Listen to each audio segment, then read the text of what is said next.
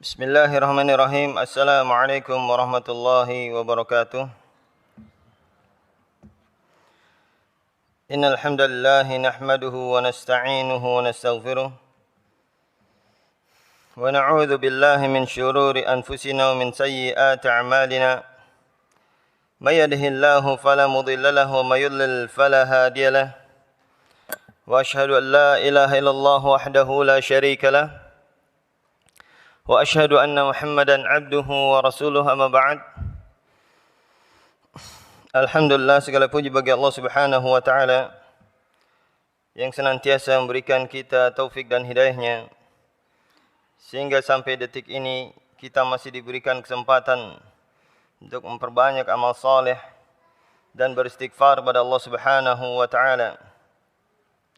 Dan semoga Allah Subhanahu wa taala senantiasa memberikan kita keistiqamahan di dalam menjalankan syariat Allah Subhanahu wa taala sampai akhir hayat kita.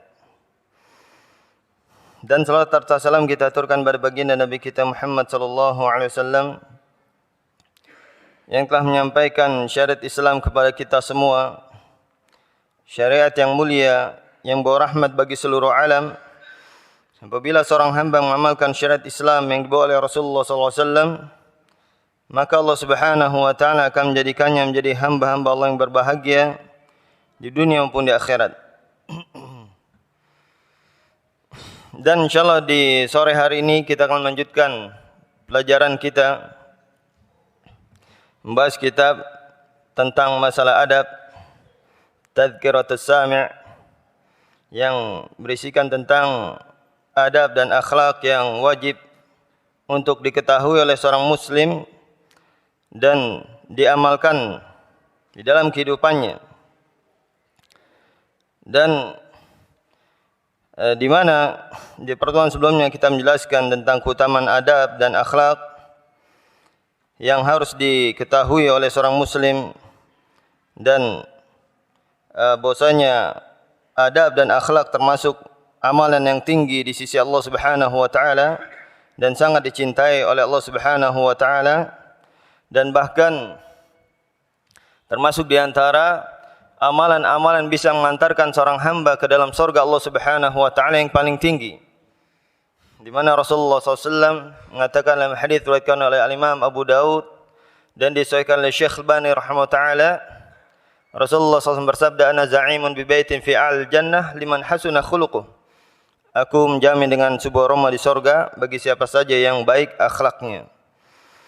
Maka dalam kitab ini insyaallah kita akan pelajari adab dan akhlak yang diajarkan oleh Rasulullah SAW yang perlu kita amalkan dan terapkan dalam kehidupan kita agar kita bisa masuk dalam surga Allah Subhanahu wa taala. Kemudian Syekh atau Ibnu Jama'ah mengatakan di dalam kitabnya, kita sudah sampai kepada bab ats-tsani, bab yang kedua, fi adabil alim fi nafsihi wa mura'ati talibihi wa darsihi. Pada adab seorang alim pada dirinya dan menjaga para pelajarnya dan pelajarannya. Adab-adab yang perlu untuk diketahui oleh seorang alim, seorang talibul ilm yang mempelajari agama Allah Subhanahu wa taala. Dan kita semua adalah orang yang wajib untuk mempelajari agama Allah Subhanahu wa taala. Ya, wa fi thalathatu fusul, dan di dalamnya ada 3 pasal. Yang pertama fi adabihi fi nafsihi. Adab yang harus diketahui oleh seorang hamba atau oleh seorang talibul ilm dan oleh seorang muslim secara keumuman, adab terhadap dirinya sendiri. Ada adab-adab yang perlu untuk kita ketahui terhadap diri kita. Dan ini ada 12 naw'an. Kata Syekh, kata Ibnu Jama'ah, ada 12 jenis yang nanti akan dijelaskan dalam kitab ini. An-naw'ul awwal, yang pertama adalah dawamu muraqabatillahi ta'ala fi sirri wal 'alan والمحافظة على خوفه في جميع حركاته وسكناته وأقواله وأفعاله فإنه أمين على ما أودعه من العلوم وما منح من الحواس والفهوم Qala Allah Ta'ala ya ayyuhalladzina amanu la takhunu Allah wa rasulahu wa takhunu amanatikum wa antum ta'lamun. Wa qala ta'ala bima istuhfidhu min kitabillahi wa kanu 'alaihi syuhada fala takhshawun nasa wakhshawni. Yang pertama adalah senantiasa merasa diawasi oleh Allah Subhanahu wa taala di dalam kesendirian ataupun di tengah keramaian, dan menjaga rasa takut kepada Allah Subhanahu wa taala di setiap gerakannya dan di setiap keadaannya dan ucapannya maupun perbuatannya. Dan seorang alim, seorang muslim senantiasa menjaga amanahnya yang diberikan kepadanya dari ilmu yang Allah berikan kepadanya dan kefahaman yang dia miliki. Dia senantiasa menjaganya, istiqamah, yang menjaga dan menyampaikannya sesuai dengan apa yang dikehendaki oleh Allah Subhanahu wa taala. Ini sifat yang penting yang dimiliki oleh seorang mukmin.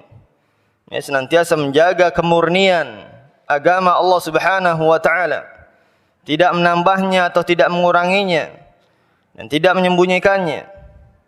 Ini adab yang wajib dimiliki oleh seorang talibul ilm, seorang alim dan seorang muslim secara keumuman.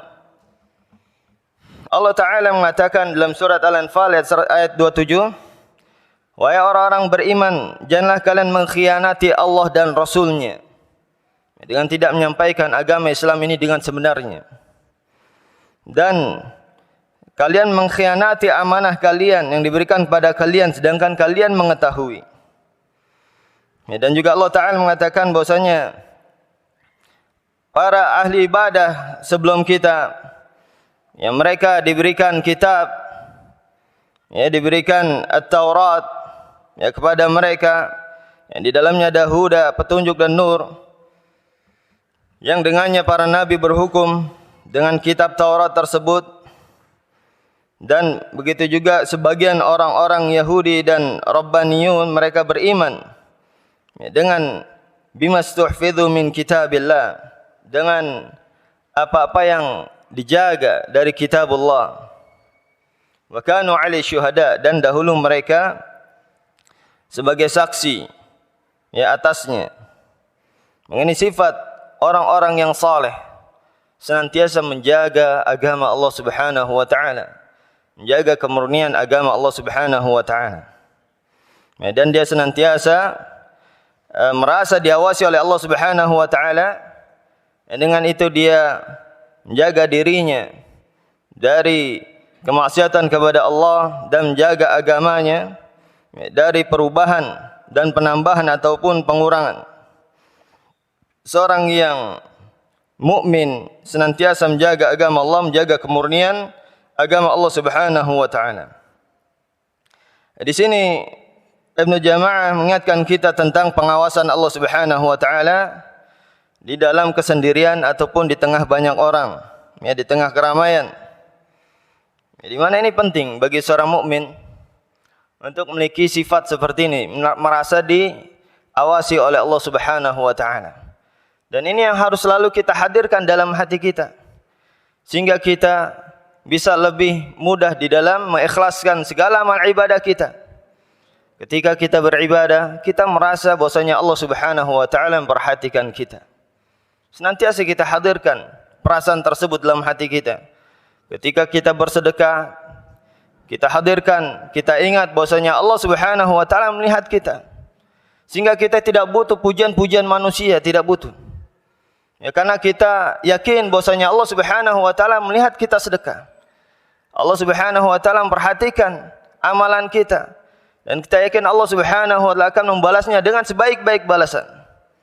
Ini sifat yang penting untuk dimiliki oleh seorang muslim yang merasa diawasi oleh Allah Subhanahu wa taala. Oleh karena itu Rasulullah SAW ketika ditanya oleh Jibril yang datang pada Rasulullah SAW dalam keadaan bentuk manusia, di mana Jibril bertanya kepada Rasulullah SAW, fa akhbirni 'anil ihsan. Hadis ini diriwayatkan oleh Imam Muslim di dalam sahihnya dari Umar bin Khattab radhiyallahu taala an. Jibril bertanya kepada Rasulullah SAW dalam rangka ingin mengajarkan kepada manusia Ya, maka Jibril bertanya kepada Rasulullah SAW, kabarkanlah kepadaku tentang ihsan. Maka Rasulullah SAW menjawab, an ta'budallaha ka'annaka tarahu, fa illam takun tarahu fa innahu yarak. Engkau beribadah kepada Allah Subhanahu wa taala seakan-akan engkau melihat Allah. Dan kalau engkau tidak melihat Allah, ya maka ketahuilah dan yakinilah bahwasanya Allah Subhanahu wa taala senantiasa melihatmu. Perasaan ini harus selalu kita jaga, selalu kita hadirkan dalam hati kita, dalam setiap ibadah kita. Karena di sini umum, an ta'budallah, engkau beribadah kepada Allah. Beribadah apa saja? Baik salat, puasa, sedekah, senantiasa kita hadirkan perasaan tersebut. Dan mungkin ketika kita ada perasaan ingin dipuji, hilangkan langsung, dan kita yakin Allah Subhanahu wa taala melihat amal ibadah kita. Ya, kita tidak butuh pujian manusia. Kita hanya butuh keridhaan dari Allah Subhanahu wa taala. Maka apabila kita berusaha menghadirkan perasaan ini, perasaan merasa diawasi oleh Allah Subhanahu wa taala, maka kita akan bisa menyempurnakan ibadah kita, ikhlas kita hanya untuk Allah Subhanahu wa taala. Dan kita pun tidak kecewa ketika mungkin ada orang mencela kita. Ya, namanya manusia, mungkin kita ya tidak tahu, tidak mengetahui mungkin secara keseluruhan, kemudian mungkin sebagian mencela kita, maka kita pun tidak kecewa dengan celaan manusia, karena Allah Subhanahu wa taala mengetahui kita sudah beramal sesuai dengan apa yang dikehendaki oleh Allah Subhanahu wa taala. Maka ini pentingnya seorang itu memiliki perasaan merasa diawasi oleh Allah Subhanahu wa taala. Dia akan senantiasa bisa mengikhlaskan ibadahnya kepada Allah Subhanahu wa taala. Dan Rasulullah SAW juga mengatakan dalam hadis riwayatkan oleh Imam Tirmizi dari Abi Dzar radhiyallahu taala an dan Mu'adz bin Jabal radhiyallahu taala anhuma, bahwasanya Rasulullah SAW bersabda, ittaqillaha haitsu ma kunta wa atbi' sayyi'atal hasanata tamhuha wa khaliqin nasa bi khuluqin hasan. Bertakwalah kepada Allah Subhanahu wa taala di mana saja kalian berada, dan ikutilah keburukan itu dengan kebaikan, dan bergaulah dengan manusia dengan akhlak yang baik. Ini perintah dari Rasulullah SAW. Yang pertama adalah agar kita bertakwa kepada Allah di mana saja kita berada. Artinya kita menjaga diri kita senantiasa di atas ketaatan kepada Allah Subhanahu wa taala, baik dalam kesendirian kita atau di tengah banyak orang. Ya, bukan hanya ketika di depan banyak orang kita semangat ibadah, kita semangat zikir, tapi ketika sendiri kita tidak melakukan ibadah atau tidak berzikir. Ya, senantiasa kita bertakwa kepada Allah di mana saja. Ya, ketika sendiri, mungkin ketika di motor, istighfar, pergunakan istighfar. Ya, di motor kita senantiasa membasahi lisan kita dengan zikir kepada Allah Subhanahu wa taala. Di mana saja kita berada, berusaha untuk kita beribadah kepada Allah dan menghambakan diri kita kepada Allah Subhanahu wa taala. Ya, Masya Allah, istighfar atau zikir ringan. Ringan mungkin ketika kita santai, ya kita tidur-tiduran, istighfar. Ampuni dosa-dosa kita, setiap hari mungkin kita berdosa. Ya, astagfirullah, astagfirullah, astagfirullah, terus basahi lidah kita dengan zikir kepada Allah Subhanahu wa taala. Atau kalau kita punya hafalan Quran, kita gunakan untuk meroja hafalan Quran, baik di motor atau di mobil, atau ketika kita santai, terus gunakan waktu kita di dunia untuk beribadah kepada Allah.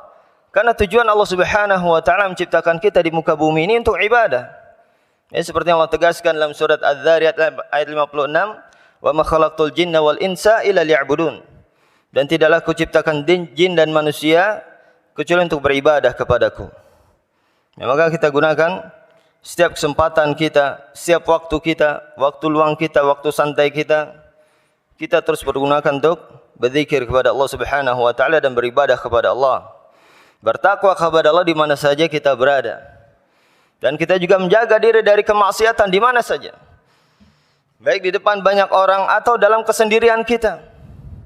Ya, kita menjaga diri kita dari kemaksiatan kepada Allah Subhanahu wa taala. Kita yakin Allah mengawasi kita. Kita yakin Allah mengawasi setiap gerak-gerik kita. Ucapan kita, perbuatan kita, bahkan dalam hati kita.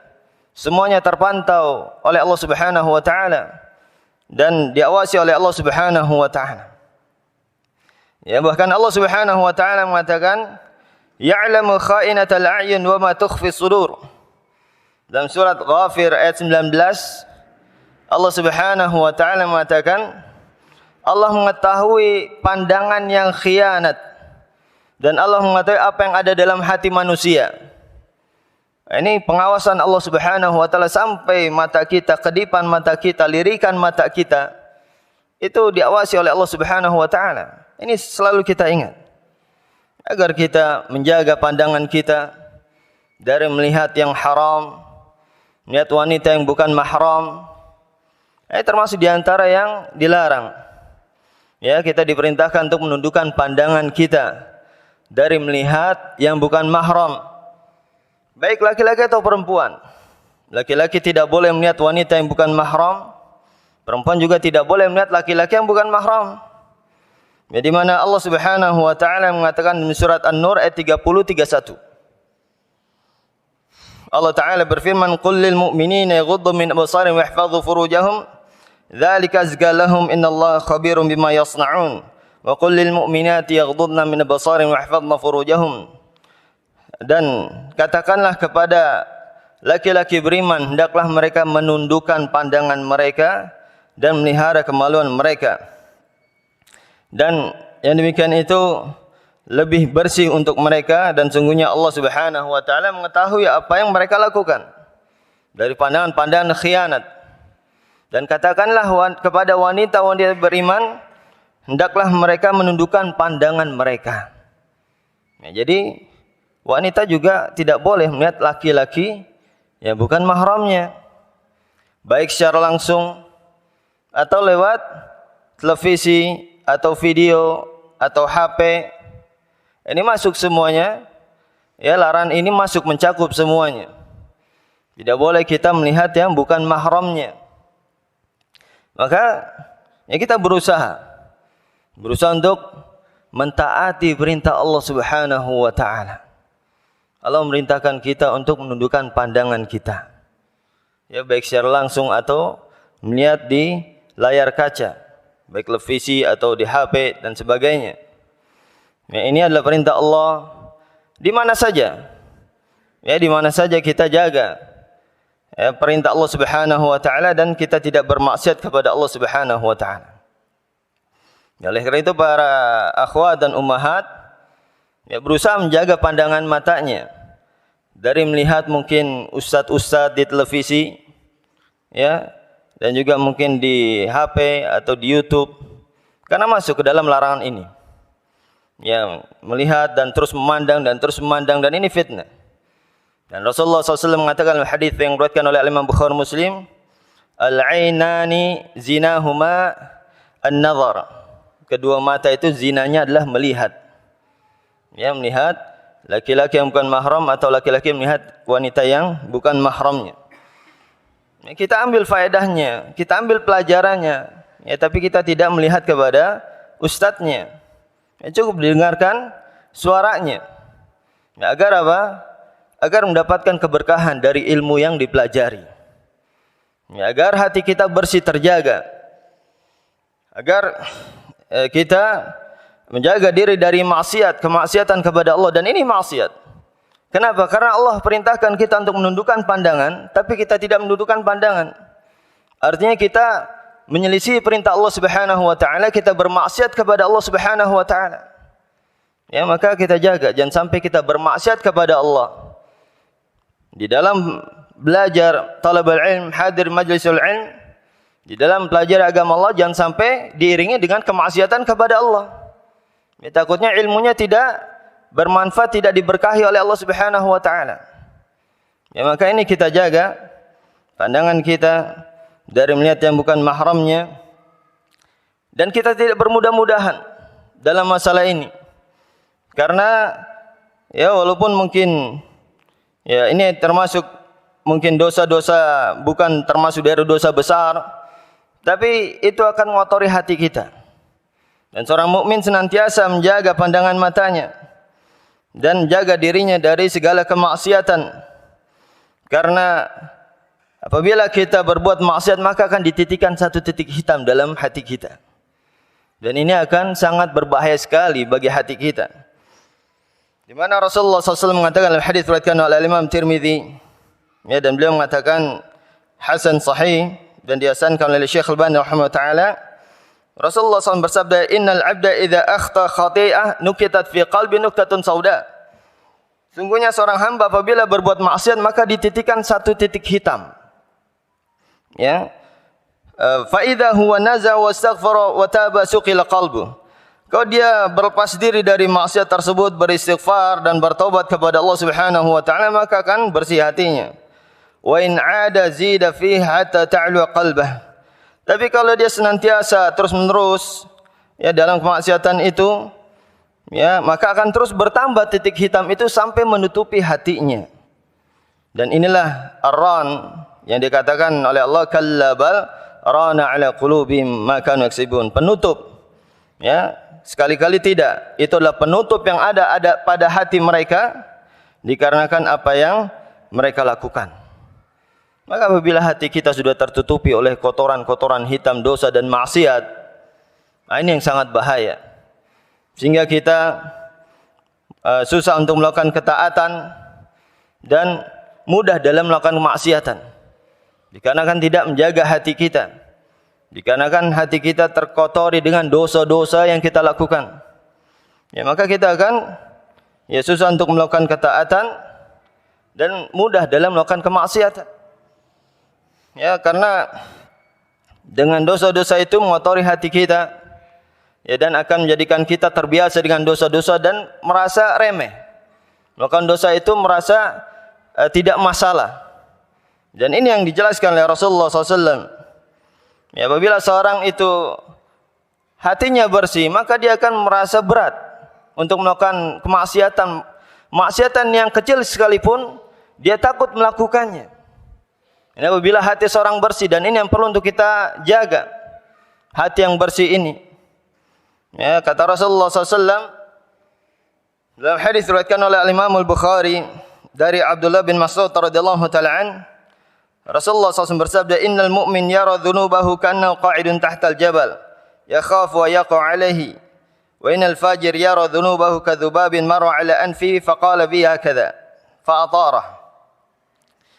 Kata Rasulullah SAW, sungguhnya seorang mukmin itu melihat dosanya itu seakan-akan dia itu ada di bawah gunung yang takut akan menimpanya. Adapun orang fajir melihat dosanya itu seperti seakan-akan dia itu seperti lalat yang hinggap di hidungnya dan dia mengusirnya begitu saja, ringan. Ini permisalan Rasulullah SAW. Ya, permisalan seorang yang mukmin dan orang yang fajir yang senantiasa berbuat dosa, yang sudah tertutupi hatinya dengan kotoran dosa dan maksiat.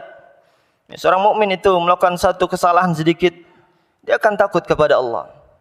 Ya, karena apa? Jangan lihat kecilnya dosa yang kita lakukan, tapi lihat kepada siapa kita berdosa dan bermaksiat, yaitu kepada Allah Subhanahu wa taala. Ya, bahwasanya Allah Subhanahu wa taala yang memberikan kita segala nikmat, kita berbuat dosa kepada Allah Subhanahu wa taala. Maka kita merasa malu apabila kita berbuat dosa kepada Allah Subhanahu wa taala, karena semua kenikmatan ini dari Allah Subhanahu wa taala. Ya, seperti mungkin kalau kita di suatu perusahaan, ya, kita melakukan kesalahan, ya, kesalahan tidak mentaati peraturan perusahaan, kita akan takut. Ya, takut apa? Mungkin kita akan dipecat atau gaji kita dipotong. Padahal yang memberikan nikmat semuanya Allah Subhanahu wa taala. Apa kita tidak takut dipecat oleh Allah Subhanahu wa taala? Atau kita tidak takut Allah murka sama kita kalau kita menyisihi syariat Allah Subhanahu wa taala?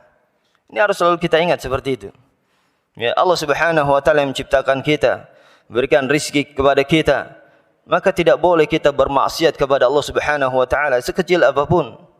Kita berusaha untuk jalankan perintah Allah Subhanahu wa taala. Ya, kita malu apabila kita bermaksiat kepada Allah Subhanahu wa taala.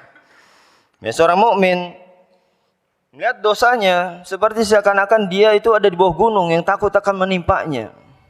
Dosa kecil saja seorang mukmin itu merasa takut. Ya, karena apa? Karena dia yakin, ya, dia bermaksiat kepada Allah Subhanahu wa taala dia malu kepada Allah Subhanahu wa taala yang telah memberikan banyak kenikmatan kepadanya.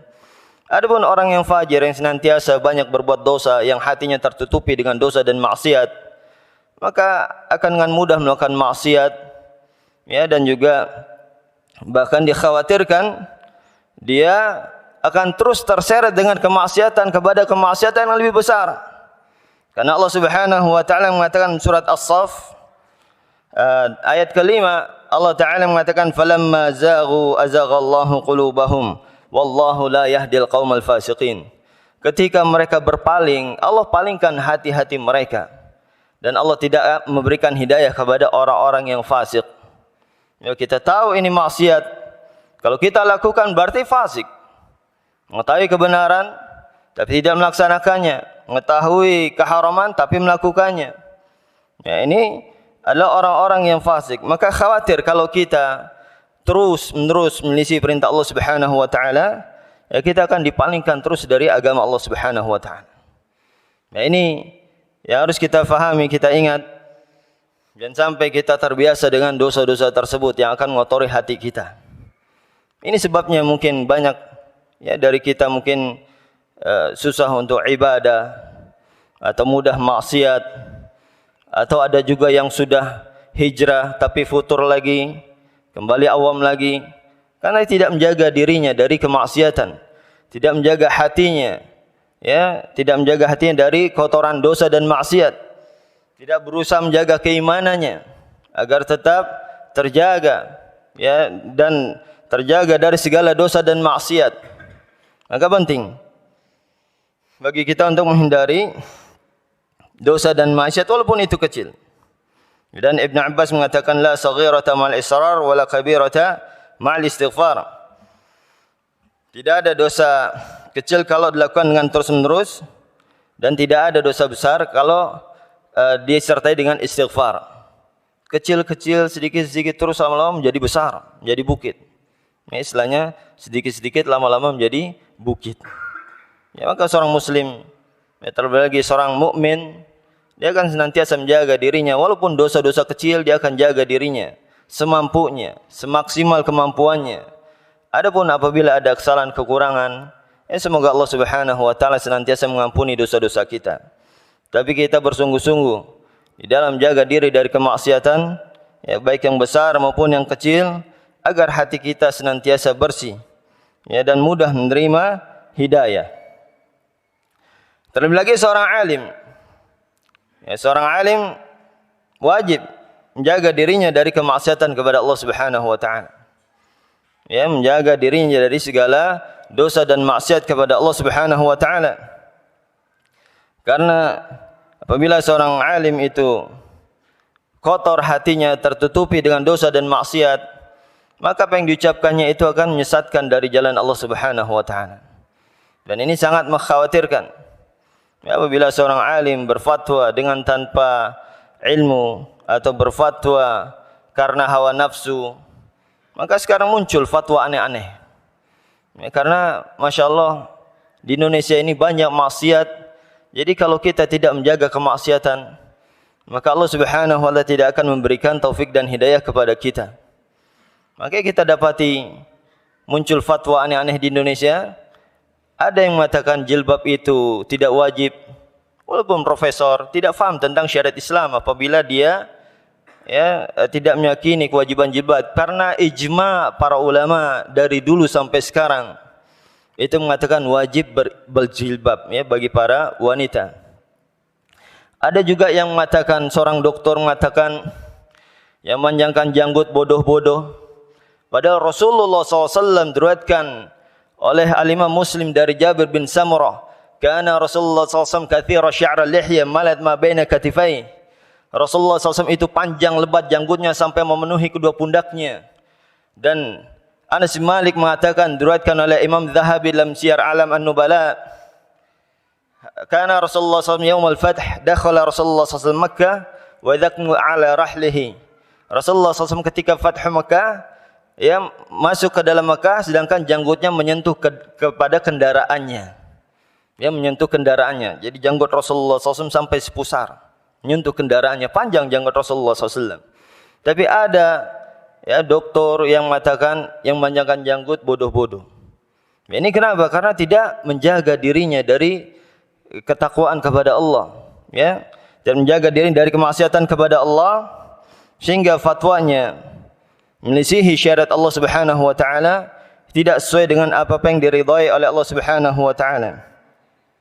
Oleh karena itu penting bagi seorang alim menjaga dirinya dari kemaksiatan kepada Allah, agar fatwanya sesuai dengan dikehendaki oleh Allah Subhanahu wa taala. Karena Allah Subhanahu wa taala mengatakan dalam surat Al-Baqarah ayat 282, "Wattaqullaha wa yu'allimukumullah." Bertakwalah kepada Allah, maka Allah akan ajari kalian. Ya, Allah akan berikan ilmu kepada kalian. Ini penting seorang alim jaga ketakwaan kepada Allah Subhanahu wa taala.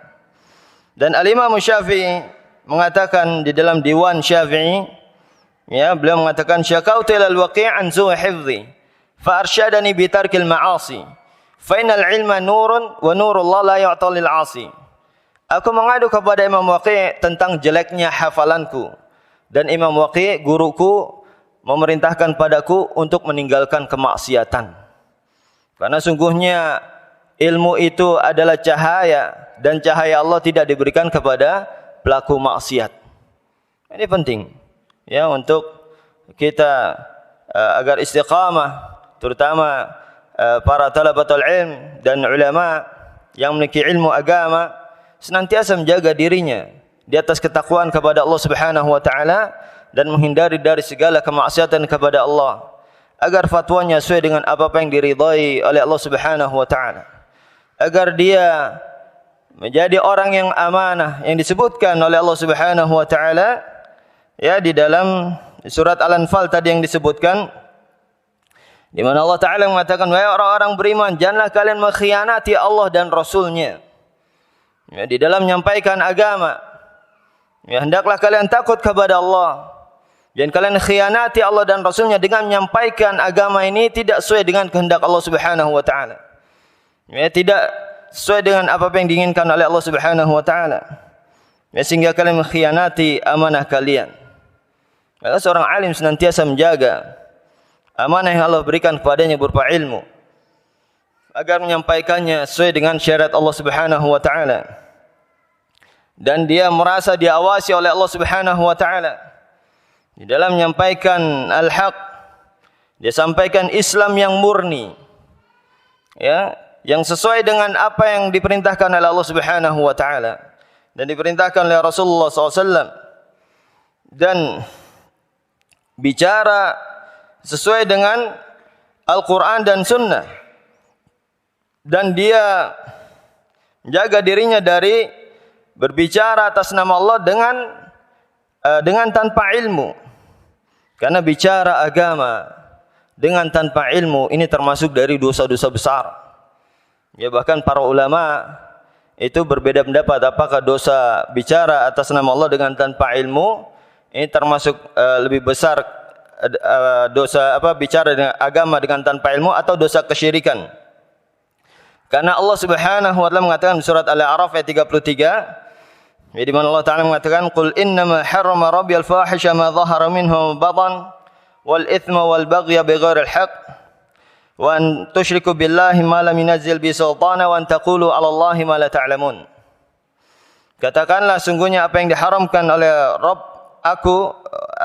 Rabbku adalah al-fawahish, kekejian yang nampak dan yang tersembunyi, dan perbuatan dosa dan aniaya, dan Allah haramkan kesyirikan dengan apa yang tidak diturunkan keterangan atasnya, dan Allah haramkan engkau bicara atas nama Allah dengan apa yang kalian tidak ketahui. Ya, ini ancaman dari Allah Subhanahu wa taala, perkara-perkara yang diharamkan oleh Allah Subhanahu wa taala. Apabila seorang itu tidak amanah di dalam menyampaikan agama Allah, ya, maka dia telah mengkhianati Allah Subhanahu wa taala.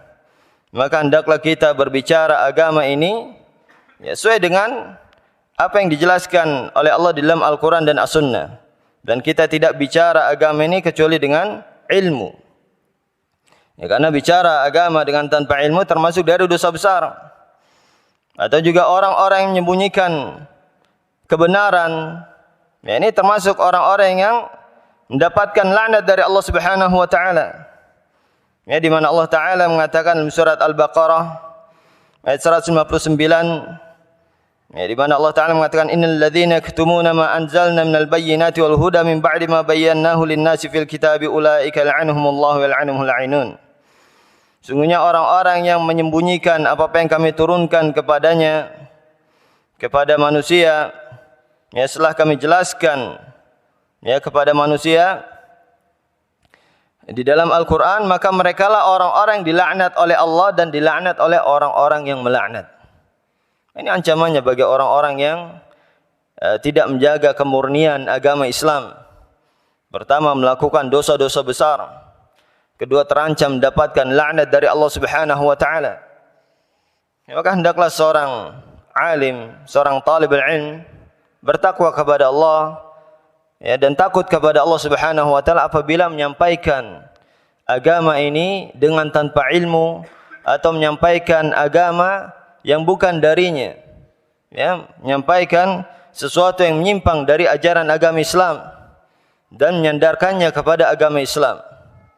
Maka harus sesuai dengan apa yang Allah dan Rasulnya ridhai, sesuai dengan Al-Quran dan As-Sunnah, ya, agar kita tidak mendapatkan laknat dari Allah Subhanahu wa taala. Dan begitu juga kita di dalam menyebarkan, ya, dalam menyebarkan mungkin artikel-artikel atau kajian-kajian, lihat apakah isinya ini, ya, sesuai dengan Al-Quran dan As-Sunnah atau tidak. Apakah isinya ini benar menurut Allah dan Rasulnya atau tidak, atau penyimpangan atau kesesatan.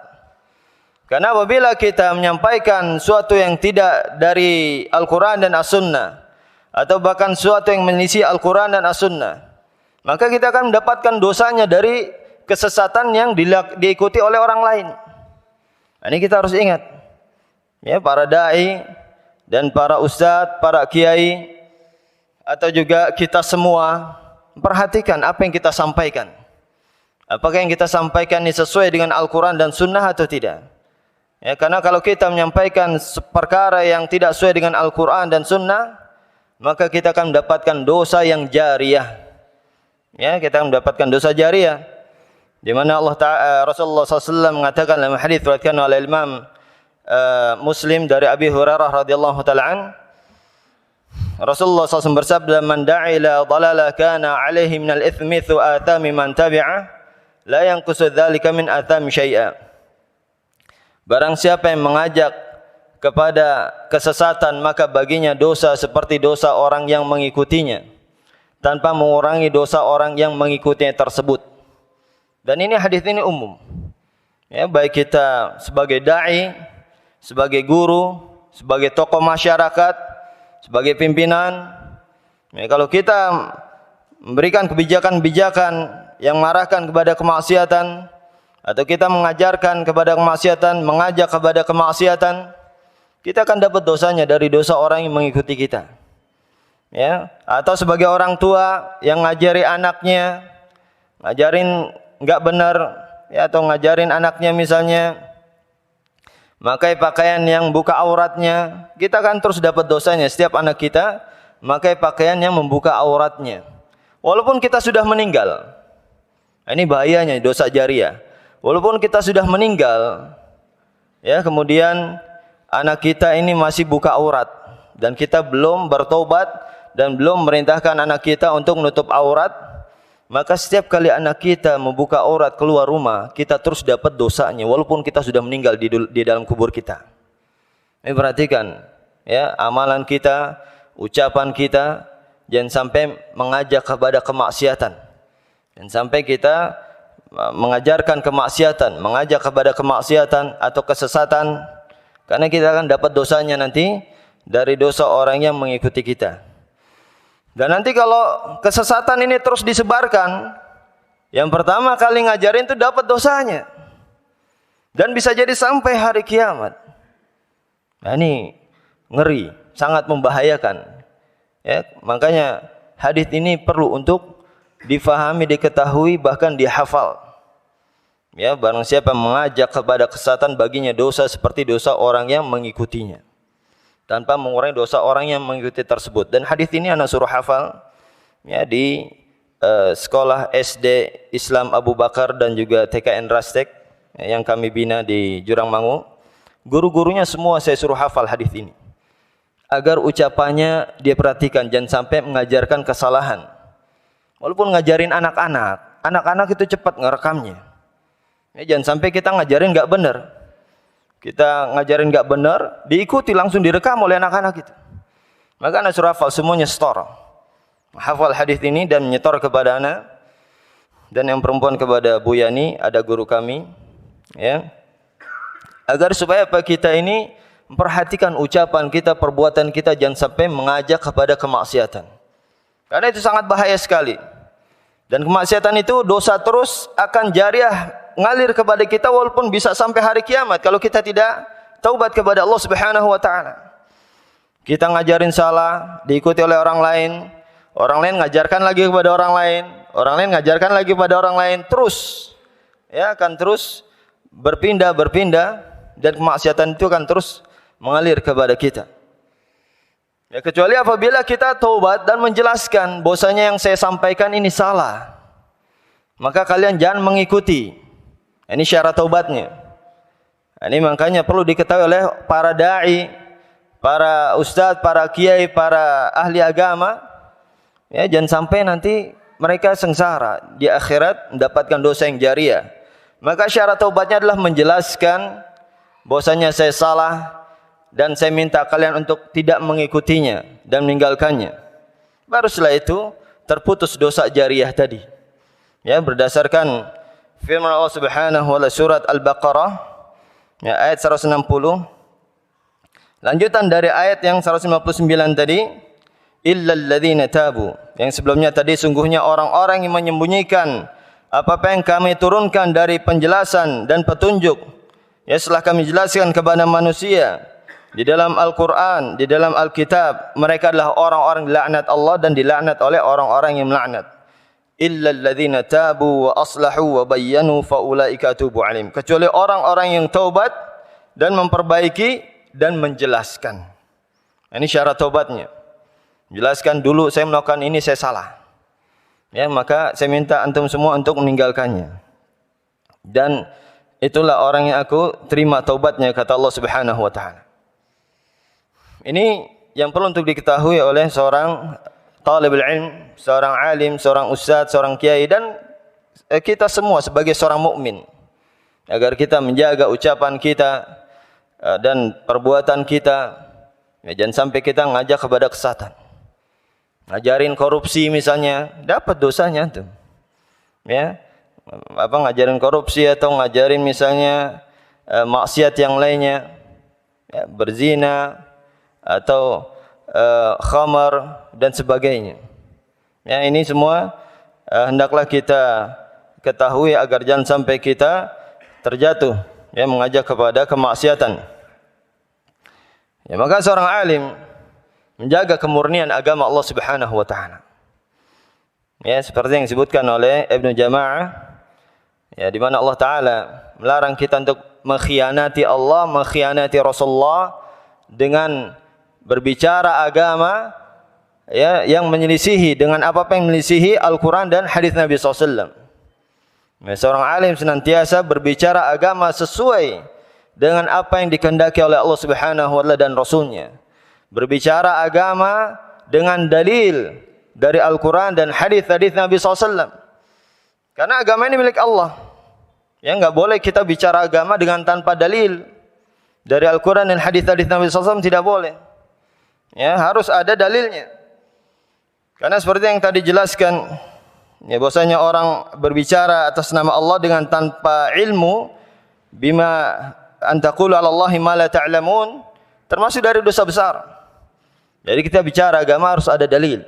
Apa dalilnya? Baik dari Al-Quran dan hadis-hadis Nabi SAW. Kalau tidak ada dalilnya, mendingan kita diam. Dia bicara agama.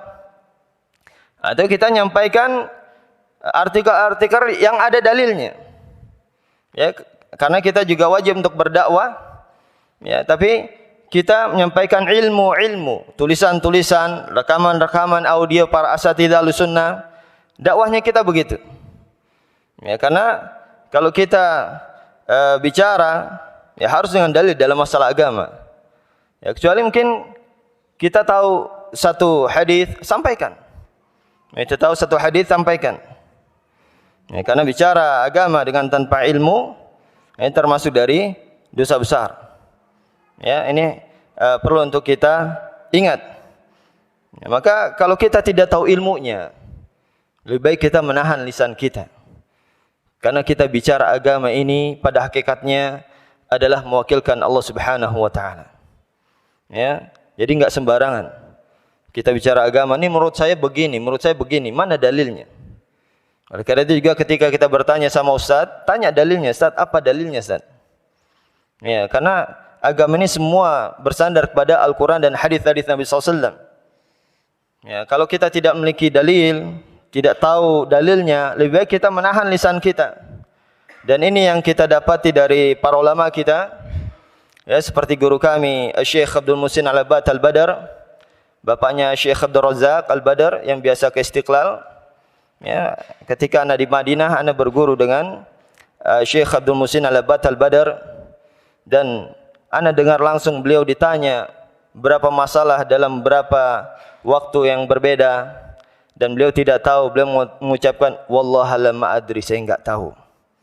Masya Allah, padahal beliau ulama besar yang masih hidup ya sekarang ini. Tapi beliau ditanya tentang agama dan dia tidak tahu, maka dia mengatakan wallahi saya tidak tahu. Ya, ini ketawaduan Syekh Abdul Muhsin Al-Abbad dan kedalaman ilmunya. Karena kita bicara agama ini harus ada dalil, mewakilkan Allah Subhanahu wa taala. Kalau kita tidak tahu dalilnya, lebih baik kita diam dan tidak bicara agama. Karena Rasulullah SAW saja diperingatkan dengan keras oleh Allah Subhanahu wa taala kalau Rasulullah bicara atas nama Allah ya dengan tanpa ilmu atau membuat-buat ucapan atas nama Allah, Rasulullah SAW diperingatkan dengan keras.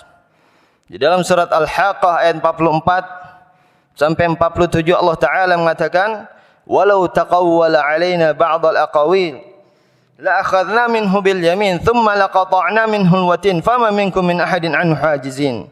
Dan andaikan Rasul mengada-ngada suatu ucapan dari kami yang bukan dari kami, maka kami akan pegang tangan kanannya dan kami akan putuskan urat jantungnya. Dan di antara kalian tidak ada yang bisa menolongnya seorang pun. Nah, ini peringatan dari Allah Subhanahu wa taala kepada Rasulullah SAW. Apabila Rasulullah SAW itu mengada-ngada bicara atas nama Allah yang Allah tidak wahyukan kepadanya, Allah akan hukum Rasulullah SAW.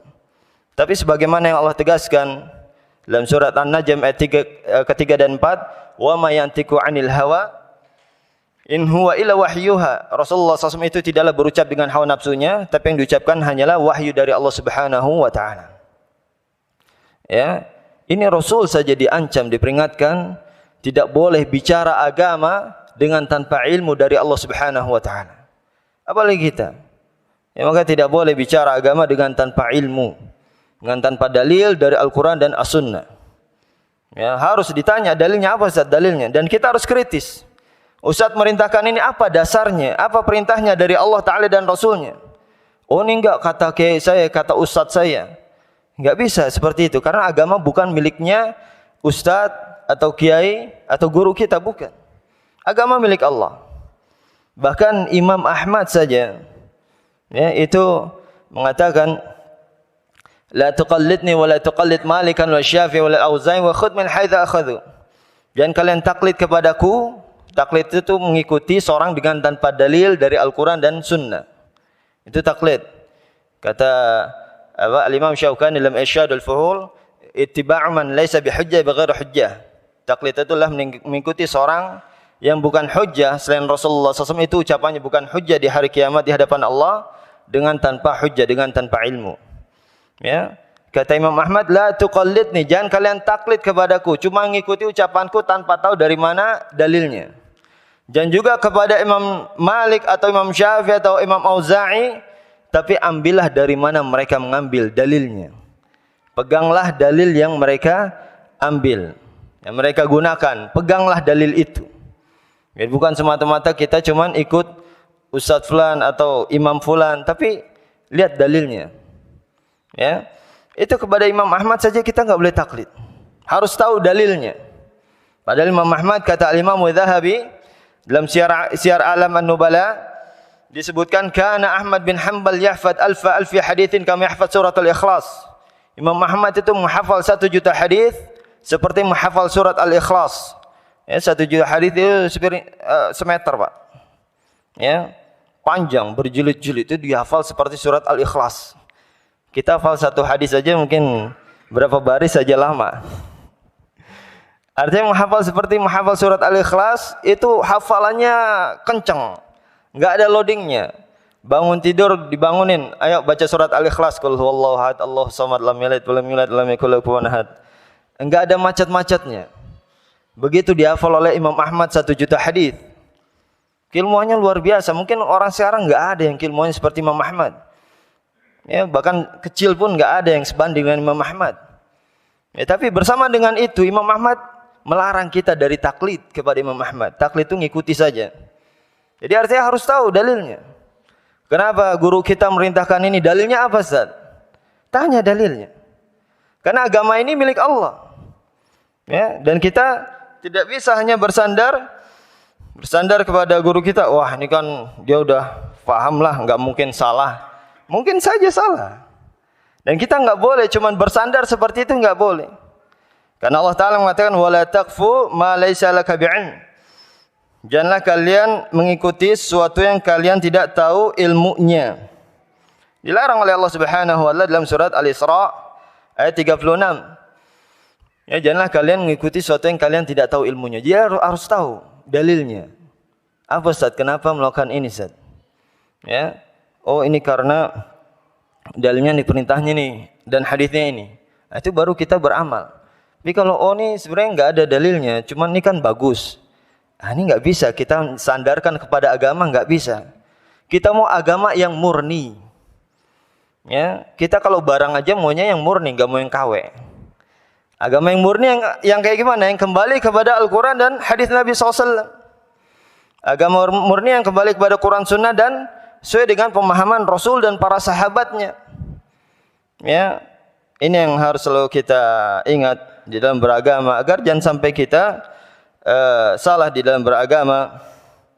Harus ada dasarnya, karena bicara agama ini mewakilkan Allah Subhanahu wa taala, dan kita harus tahu dasarnya. Kenapa kita melakukan suatu amalan, ya, itu harus ada dalilnya dari Al-Quran atau dari hadis-hadis Nabi SAW. Kalau tidak ada dalilnya, maka kita menahan diri kita dari melakukannya. Kalau kita mungkin menganggap ini kan bagus, tapi tidak diperintahkan oleh Rasulullah, tidak diajarkan oleh Rasulullah, berarti kita merasa lebih pintar, lebih tahu yang baik, yang bagus daripada Rasulullah. Padahal Rasulullah SAW diutus adalah untuk menjelaskan bagaimana cara kita beribadah dan menghambakan diri kita kepada Allah. Tapi kalau kita tahu ada amalan yang bagus, yang tidak ada dasarnya dari Rasulullah, maka kita merasa diri kita ini lebih tahu tentang yang baik daripada Rasulullah SAW. Ini konsekuensinya kalau kita menganggap baik suatu amal ibadah dalam masalah ibadah, ya, bukan masalah dunia. Ya, kalau kita menganggap baik suatu amal ibadah yang tidak diajarkan oleh Rasulullah, maka sama saja kita merasa lebih tahu tentang yang baik daripada Rasulullah SAW. Ya, maka kita harus senantiasa berusaha untuk mengamalkan apa-apa yang diajarkan, ya, disampaikan oleh Allah Subhanahu wa taala dan Rasulullah SAW, dan segala amal ibadah kita harus ada dasarnya, karena agama ini milik Allah Subhanahu wa taala, dan kemurnian agama ini kembali kepada Al-Quran dan hadis-hadis Nabi SAW. Ya, kalau kita ingin mencari kebenaran, maka hendaklah kita kembali kepada Al-Quran dan hadis-hadis Nabi SAW. Ya, ini yang dijelaskan oleh Ibnu Jama'ah, Ya, di mana beliau mengingatkan kita agar kita senantiasa menjaga, ya, merasa diri kita diawasi oleh Allah Subhanahu wa taala dan menjaga ketakwaan kita, agar kita juga menjaga amanah yang diberikan oleh Allah Subhanahu wa taala. Syariat Islam ini kita menyampaikannya sesuai dengan apa yang diturunkan oleh Allah Subhanahu wa taala dan Rasulnya. Jangan menambah, jangan mengurangi. Ya, agama Islam yang sebenarnya kembali kepada Al-Quran dan As-Sunnah.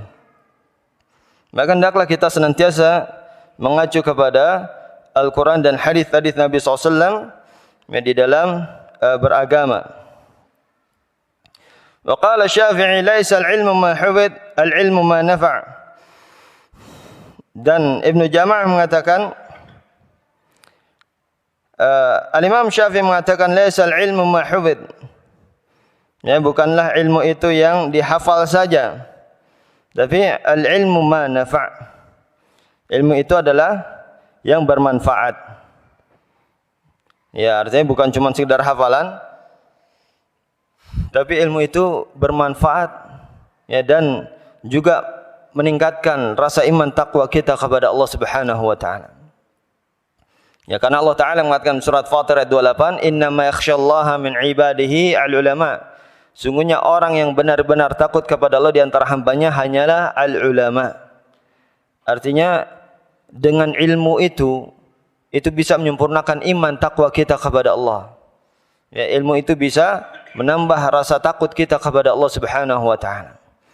Kalau kita semakin belajar, semakin tidak menambah rasa takut kita kepada Allah, maka perlu diperbaiki lagi, ya, introspeksi lagi, mungkin dari niat kita, mungkin dari cara belajar kita, ya, ada yang salah, ya, maka diperbaiki lagi. Karena seharusnya ilmu itu menambah rasa takut kita kepada Allah dan berusaha untuk kita amalkan.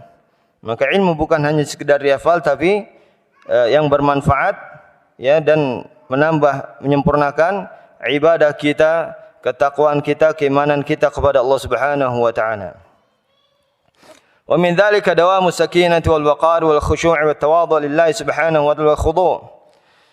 Dan di antara manfaat ilmu, ya, itu menjadikan seorang itu tenang, sakinah, dan khusyuk, tunduk, tawadhu kepada Allah Subhanahu wa taala, ya, dan taat kepada syariat Allah. Ya, dan ini sifat seorang mukmin. Ya, di mana Allah Taala mengatakan dalam surat An-Nur ayat 51, "Innama kana qaulal mu'minina idza du'a ila Allah wa rasulihi liyahkum bainahum ay yaqulu sami'na wa ta'na." Sungguh sifat seorang mukmin apabila diperintahkan kepada Allah dan Rasulnya, maka yang diucapkan adalah sami'na wa ta'na, khudu, ya, tunduk, patuh kepada Allah Subhanahu wa taala, dan mengucapkan sami'na wa ta'na, kami dengar, kami taat. Ya, bukan kami dengar tapi kami pikir-pikir lagi. Kami dengar, kami pertimbangkan lagi. Ya, maka ini sifat seorang mukmin yang perlu untuk kita ingat.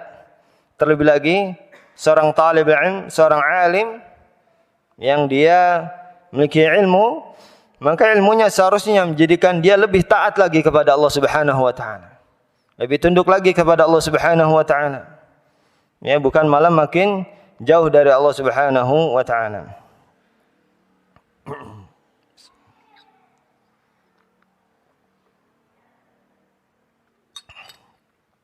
Wa mimma kataba Malik al-Rashid, kepada Harun al-Rashid, Imam Malik menulis, "Idza 'alimta 'ilman falyara 'alaika 'ilmuhu wa sakinatuhu wa samtuhu wa qaruhu wa hamalu wa hilmuhu liqauli sallallahu alaihi wasallam al-'ulama'u warathatul anbiya." Wa qala Umar radhiyallahu ta'ala anhu, "Ta'allamul 'ilma wa ta'allamu lahu as-sakinah wal waqar." Dan Imam Malik menulis kepada Harun al-Rashid, apabila engkau mengetahui ilmu, maka lihatlah padamu, ya, ilmu dan sakinah dan keadaan yang tenang dan kelembutannya. Ini terlihat dari dari sifatnya dan perangainya seorang talibul ilm, terlihat dari ucapannya, perbuatannya, sikapnya. Itu terlihat bahwasanya dia ini memiliki ilmu, tenang, ya, tidak tergesa-gesa, ya, atau tidak juga dia sembarangan bicara. Ya, kebanyakan seperti Masya Allah kami dapati dari guru kami, ya, seperti diantara juga Syekh Abdul Musallam Batal Badar. Ketika menjawab itu enggak langsung jawab, dipikir dulu, tenang. Tahu lama, wallah lama adri, saya enggak tahu, Masya Allah. Tidak sembarangan bicara, benar-benar dipikirkan, dari ucapannya terlihat, ya, kekokohan ilmunya. Karena bicara agama berat, ya, mewakilkan Allah Subhanahu Wa Taala. Kalau kita salah bicara agama, masuk dosa besar dan takutnya mendapat laknat Allah. Kalau kita memang sengaja salah di dalam bicara agama, sengaja menyampaikan kesesatan, dapatkan laknat Allah. Orang yang menyembunyikan saja, menyembunyikan kebenaran, dapat laknat Allah. Apalagi menyampaikan suatu yang menyelisihi syariat Allah, menyampaikan kesesatan, maka terancam dengan laknat Allah Subhanahu Wa Taala. Ya, maka orang yang berilmu terlihat dari ucapannya, perbuatannya, sikapnya, ya, dia tenang dan senantiasa memikirkan ucapannya, perbuatannya, lihat maslahat mudaratnya, apa yang dampak yang terjadi di kedepannya, itu senantiasa dipikirkan oleh seorang alim sehingga terlihat dari keadaannya. Haqqul alim wa 'anis salaf haqqul alim ay yatawadha' lillahi fi sirrihi wa 'alaniyatihi wa yahtarisu min nafsihi wa yaqif 'ala ma asyara 'alaihi. Ya, hak seorang alim adalah orang yang tawadhu, ya, di dalam kesendiriannya dan di tengah banyak orang, dan berhati-hati menjaga dirinya, ya, menahan dirinya, ya, dari perkara-perkara kemaksiatan. Ya, ini yang Masya Allah perlu untuk kita ingat, ya, bahwasanya termasuk dari sifat seorang alim atau sifat yang wajib dimiliki oleh seorang muslim adalah senantiasa merasa diawasi oleh Allah Subhanahu Wa Taala, dan juga menjaga ketakwaan kepada Allah Subhanahu Wa Taala, dan berusaha berbicara dalam agama dengan apa-apa yang memang dijelaskan oleh Allah Subhanahu Wa Taala dan Rasulnya di dalam Al-Quran dan hadis-hadis Nabi SAW, ya, dan menjaga diri dari segala kemaksiatan kepada Allah Subhanahu Wa Taala. Karena Allah Subhanahu wa Ta'ala senantiasa memperhatikan setiap gerak-gerik kita, dan kita akan pertanggungjawabkannya di hari kiamat nanti.